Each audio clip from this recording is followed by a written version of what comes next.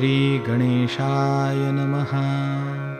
अस्य श्रीरामरक्षास्तोत्रमन्त्रस्य बुधकौशिकऋषिः श्रीसीतारामचन्द्रो देवता अनुष्टुप्छन्दः सीताशक्तिः श्रीमद्हनुमानकीलकम् श्रीरामचन्द्रप्रीत्यर्थे जपे विनियोगः।